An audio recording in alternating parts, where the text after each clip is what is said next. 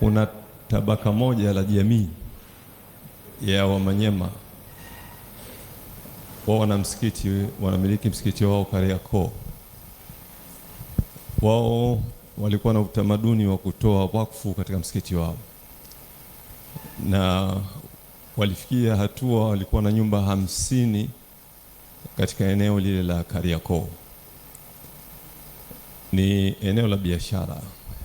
Nyumba 50, nyumba moja inaweza kutengeneza frame 12, na frame moja kwa kodi ya shilingi milioni inakuwa ni milioni 12. Kwa mwezi wanapata milioni 600. Kwa mwaka wanapata bilioni 7 na milioni 200. Hili ni tabaka moja tu la jamii ya Kiislamu wanaojiita Wamanyema. Nimejaribu kueleza hii kuonyesha jinsi ambavyo wakfu unavyoweza kuleta faida kubwa katika jamii. Hizi nyumba hawana tena kwa sababu ya kukosa viongozi waadilifu, wameuza. Zimebaki nyumba nafikiri zinaza hazizidi 10 katika hizo 50. Mimi swali langu ni kwamba katika utafiti wenu, kwa nini katika miaka hiyo ya nyuma jamii ya Kiislamu ilikuwa inatoa wakfu kwa kiwango hiki na kwa sasa hivi hawatoi wakfu? Utafiti wenu unasemaje? Asante.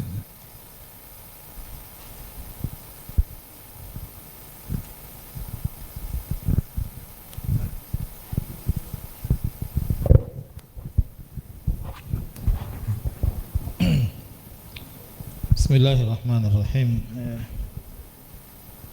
Nashukuru Sheikh wetu Sheikh Ponda kwa swali lake nzuri. Mimi nitaanza kidogo kuligusa, alafu na wenzangu nao watachangia. Mimi hili jambo pia niliwahi kulisikia, na katika mazungumzo yangu mara kwa mara ninapozungumzia zaka natoa hii mifano ya Waislamu huko nyuma walivyokuwa wakitoa zaka zao, lakini hata mpaka sasa hivi pia bado watu wanatoa zaka.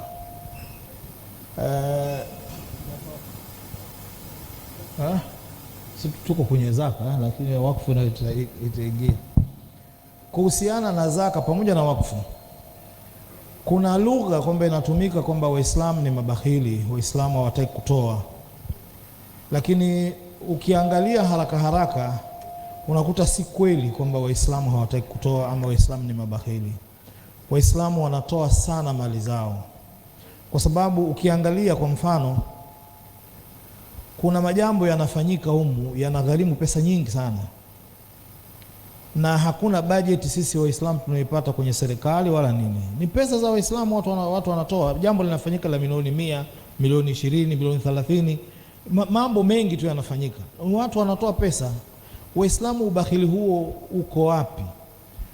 Sasa ukija ukiangalia kwa mfano upande wa mada yetu ya mwaka huu ya zaka, kwa nini watu hawatoi zaka?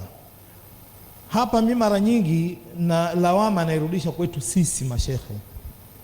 Nafikiri swala la kuzungumzwa zaka limekuwa finyu sana. Zaka haizungumzwi, zaka imebaki kwenye madaris. Zaka inazungumzwa kwenye madrasa zetu. Kusikia hutuba kwenye Ijumaa, khatibu anatoa hutuba kuhusu zaka. Mimi tokea nimekuja hapa Dar es Salaam nimesikia mara moja tu khatibu anatoa mada ya zaka katika msikiti wa Answari pale Kinondoni. Yani hiyo ndo mara yangu ya kwanza. Miaka yote nilikuwa sina miaka mingi, lakini hiyo miaka nilionao mimi sijawahi kusikia msikiti una imamu anazungumza hutuba ya zaka. Sasa hili ni jambo ambalo linasababisha watu wasitoe kwa sababu watu hawajui. Tukirudi kwenye wakfu ambao ameulizia shekhe wetu, utakuta swala linarudi pale kwenye kipengele kilichotajwa na mmoja katika mashekhe kwamba ni swala zima la uaminifu. Kwa sababu kama mtu ameshatoa nyumba yake, yeye mwenyewe bado yuko hai, nyumba anaiona inauzwa, haipo tena, yani yale malengo aliyoyawekea hayapo tena. Na kuna nyumba huko kwenye misikiti, achilia mbali wa msikiti uliotoa mfano Sheikh, misikiti mingine na nyumba 2, 3 lakini zinauzwa. Nyumba unasikia kabisa nyumba hii ni wakfu ya msikiti fulani, baada ya muda nyumba imeuzwa, na wala hakuna maelezo hapo msikitini kwamba labda imeuzwa, watu wamekwenda kufanya kitu cha maslahi makubwa zaidi kuliko kile ambacho kwa kinafanyika pale, kwa sababu wanawachuoni wanaruhusu kama wakfu imepoteza uthamani wake, tunaweza tukaibadilisha, kwa maana kwamba tunaweza tukauza nyumba hii ya wakfu ambayo pengine mathalan iko Mborahati huko ndani, tukaiuza tukaja tukajenga Kariakoo, ile pesa kule tukaileta Kariakoo ambapo itafanya kazi vizuri zaidi. Hili ni jambo ambalo wanawachuoni wameliruhusu, lakini haiko hivyo. Nyumba zinauzwa alafu ndio zimepotea. Sasa watu wameshaona msikiti fulani ulikuwa na nyumba 30, nyumba 50 za wakfu, leo zimebaki 2. Hivi unamshawishi mtu mwingine aweze kutoa tena wakfu aipeleke msikitini wakati ameziona kwa macho yake nyumba hizi hapa na leo hazipo tena? Kwa hiyo swala la uaminifu bado linatuathiri sana katika masala yetu ya wakfu au sadaka zote pamoja na zaka. Sadaka zote zimeathiriwa na swala zima la uaminifu. Mimi najua baadhi ya taasisi wamekabidhiwa wakfu, hiyo wakfu sasa hivi pengine labda ina miaka hata 10-15 haijaendelezwa, pengine watu wamepewa ardhi, wamepewa mashamba, wamepewa nini, hakuna muendelezo wa aina yoyote. Sehemu zimeachwa tu, nyingine ardhi mpaka zinachukuliwa na watu, zinaibiwa, kwa sababu mtu ametoa wakfu yake, ardhi imekaa miaka 20 haifanyi chochote, wanakuja maharamia wanaikatakata ardhi, watu wanagawana. Hivi unafikiria mtu mwingine utakuja kumwambia atoe tena ardhi yake ipeleke msikitini au ipeleke taasisi wakati ameona ya mwenzake pale imevurugwa?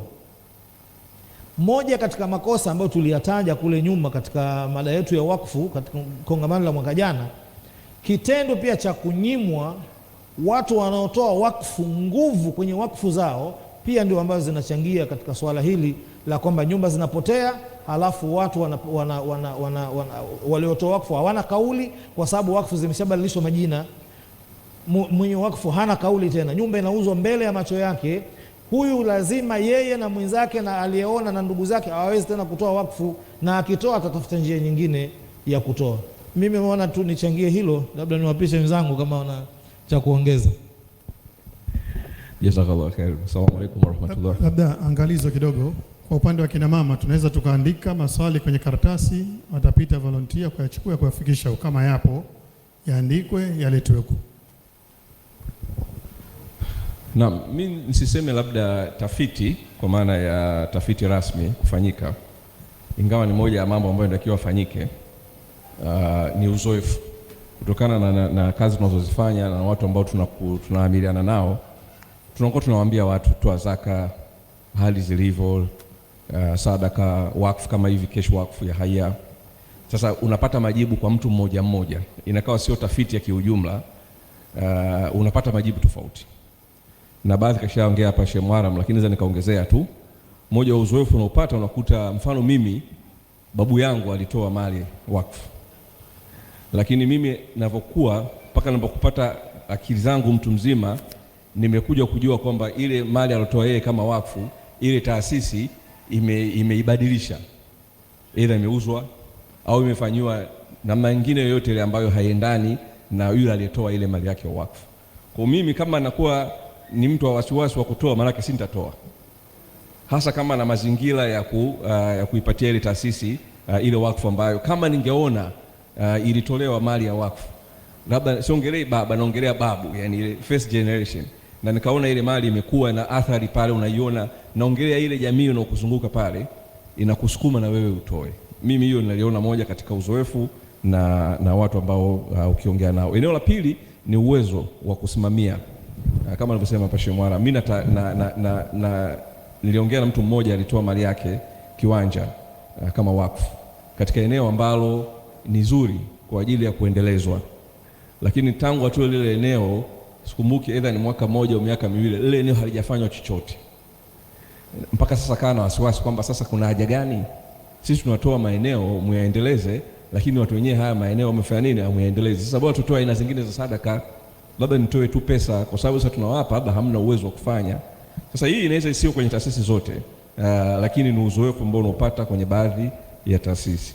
Eneo lingine ambalo mimi nimekutana nalo watu wanakuwa wanaongelea kwenye kutoa kiujumla wake. Sasa kama ni sadaka au zaka, wakfu, unakuta taasisi ambazo watu walitegemea, baadhi ya taasisi watu walitegemea watoe, unakuta zile taasisi zenyewe ndani zina migogoro, na unakuta ni migogoro ya muda mrefu.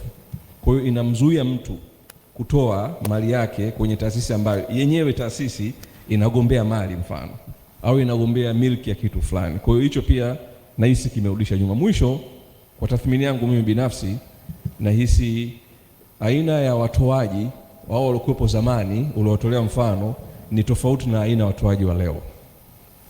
Inawezekana kabisa wazee zamani alikuwa anatoa wala haoji, anatoa fisabilillah basi. Watoaji wa leo wanataka, wana maswali, nampa nani, una mpango gani, una bodi, pakoje. Aina ya watoaji wamebadilika. Sasa akihoji mtu asipopata majibu, uwezo ule kutoa yenyewe nafikiri inapungua, mimi ninavyoona tathmini yangu, kwa sababu ndo sisi sasa watoaji. Kuna sisi haya maswali tunauliza, na kama upate majibu unakosa ile confidence ya kuweza kutoa. Mimi nahisi haya mambo manne kwa namna moja au nyingine imeweza kumechangia, lakini mimi nachukua hii kama changamoto. Aliongea hapa brother Haji Amir wa Tampro kwamba tukiulizana sasa hivi kiasi gani cha fedha kimetolewa zaka Tanzania, tuwezi kujua kwa sababu taarifa zipo. Unajua unafanya tafiti taarifa zinapokuwepo, otherwise inakuwa ngumu sana. Lakini sisi tunachukua kama changamoto, inshallah labda makongamano yanayofuata tutakuwa tumefanya vitafiti vya hapa na pale kupata majibu sahihi ya maswali ambayo yanaulizwa. Jazakallahu khairan. Inshallah bado maswali tunapokea, kuna swali pale lakini